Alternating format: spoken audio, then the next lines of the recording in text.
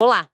Na nossa última conversa, a gente viu como nasceram os direitos fundamentais, né? Primeiro para proteger a pessoa do Estado, com os direitos individuais, e depois para exigir uma ajuda do Estado com os direitos sociais. Exato. Mas e hoje?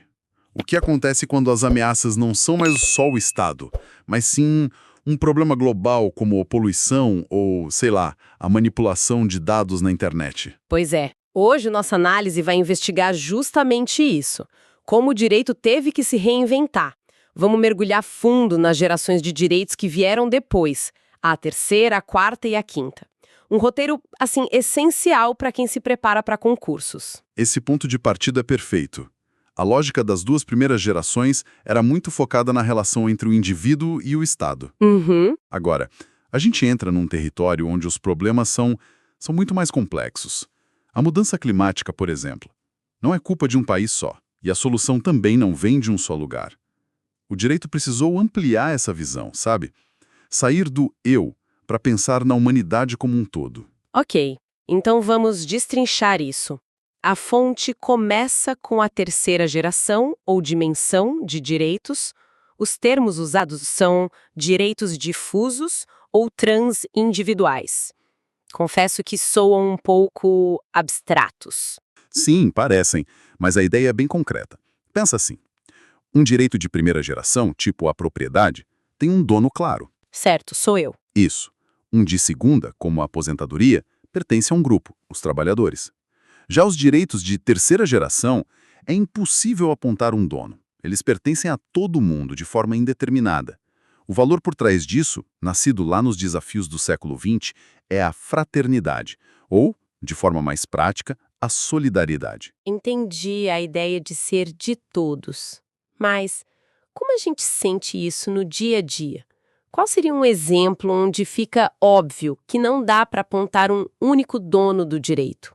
O melhor exemplo, e o que sempre cai em prova, é o direito ao meio ambiente ecologicamente equilibrado. Ah, claro. Imagina uma empresa que polui um rio. Quem ela está prejudicando? Só os pescadores? Não, claro que não. Não, prejudica os moradores da cidade, o ecossistema, os agricultores lá na frente.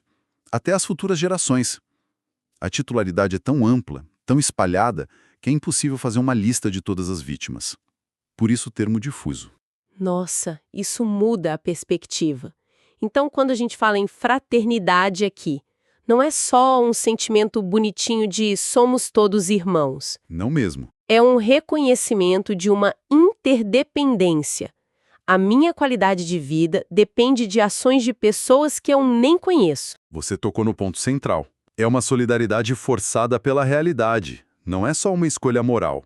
É uma necessidade de sobrevivência coletiva. O direito percebeu que ou a gente protege esses bens para todo mundo, ou uma hora ninguém mais vai ter. A fraternidade nesse contexto é quase uma estratégia. E para quem está focado em concursos, quais outros exemplos dessa geração costumam aparecer nas provas além do meio ambiente? A lista é importante. As fontes destacam o direito ao desenvolvimento, a autodeterminação dos povos. Que é o direito de cada nação definir seu próprio destino. Exatamente. Sem interferência.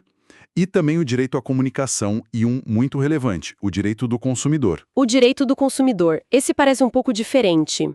Como ele se encaixa nessa lógica difusa? Ele se encaixa perfeitamente porque na sociedade de massa em que a gente vive, somos todos, em algum momento, consumidores. Faz sentido. Então, as práticas abusivas de uma grande empresa não afetam um cliente só, mas potencialmente milhões. Quando se luta por um recall de um carro com defeito, por exemplo, o benefício se espalha por toda a coletividade. Entendi. O fio que conecta tudo é que são problemas que não dá para resolver sozinho. Perfeito. Agora, a fonte destaca um ponto de atenção. Uma daquelas controvérsias que as bancas adoram. É a classificação do direito à paz. Onde que ele entra? Sim, essa é uma divergência clássica, tem que conhecer. Basicamente, existem duas correntes principais. A doutrina mais tradicional ou clássica enquadra o direito à paz como um típico direito de terceira geração. E por quê? O argumento é lógico. A paz mundial é, por definição, o interesse de toda a humanidade, um bem difuso por excelência. Beneficia todo mundo sem distinção. Certo.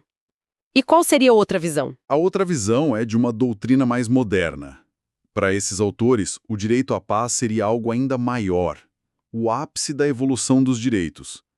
Por isso eles o classificam como um direito de quinta geração. A gente já chega lá. Certo.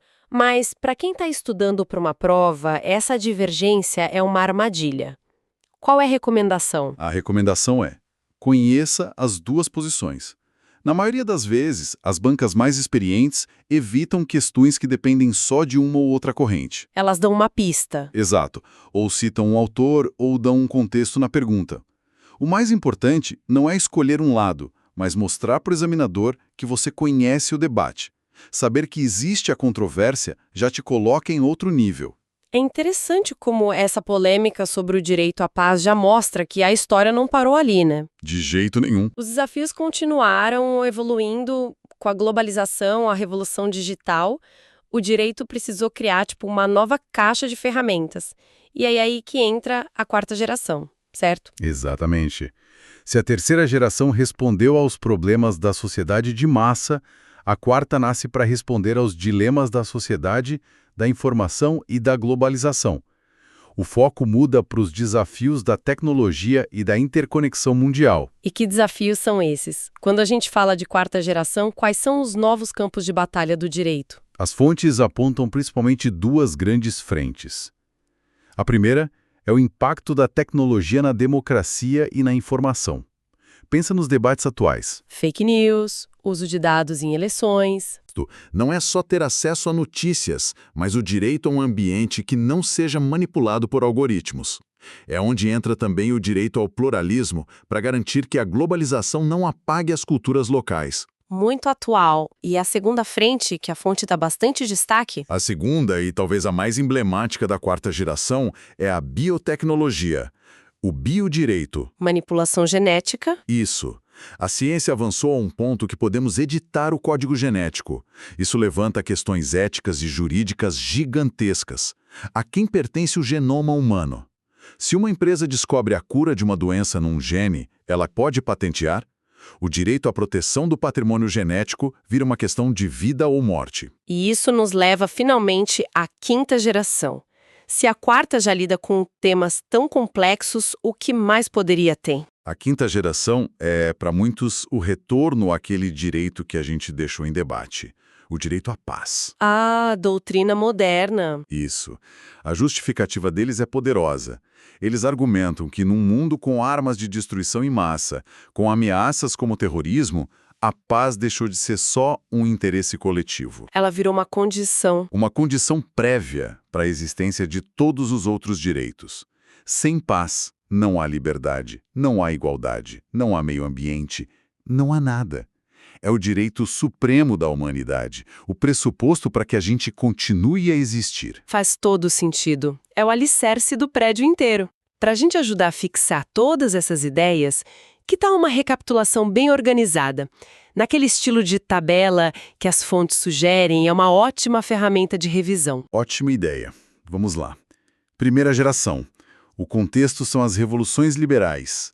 Os direitos são os civis e políticos, como vida, liberdade de expressão, o valor-chave é a liberdade, exigindo uma abstenção do Estado. Perfeito. Segunda geração. O contexto é a Revolução Industrial, a questão social. Direitos sociais, econômicos, culturais, como saúde, educação, trabalho. O valor aqui é a igualdade material, que exige uma ação do Estado. E a terceira geração, o nosso foco hoje. Contexto da sociedade de massa, pós-Segunda Guerra. Direitos difusos e coletivos, como o meio ambiente e direito do consumidor. E o valor é a fraternidade ou a solidariedade. É incrível pensar nisso.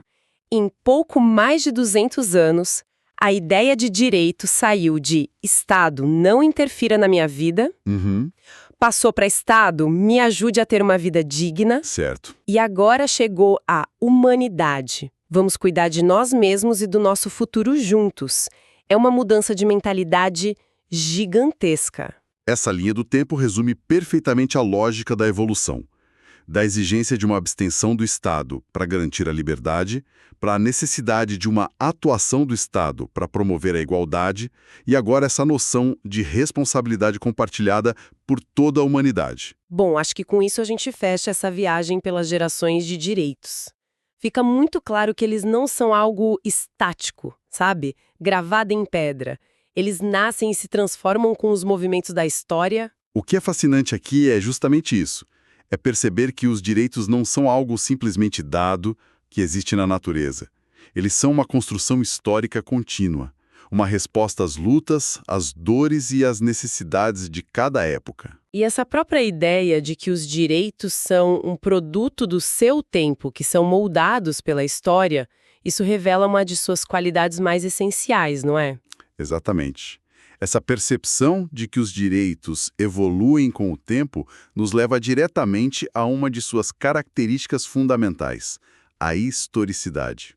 Mas o que exatamente significa dizer que os direitos são históricos e que outras características definem a sua natureza? Como eles se aplicam, como eles se relacionam? Acho que esse é um excelente gancho. Com certeza. E é justamente sobre essas características que a gente vai conversar no nosso próximo encontro. Se este conteúdo te ajudou nos seus estudos para concursos públicos, aproveite e assista agora a outros vídeos de nosso canal. Aqui você encontra material gratuito, dicas de estudo e conteúdos atualizados para concursos públicos. Inscreva-se no canal, ative o sininho para não perder nenhuma aula, compartilhe com outros concurseiros e deixe seu comentário com dúvidas ou sugestões. Pode Passar Cast. Conteúdo certo para quem estuda para passar em concurso público.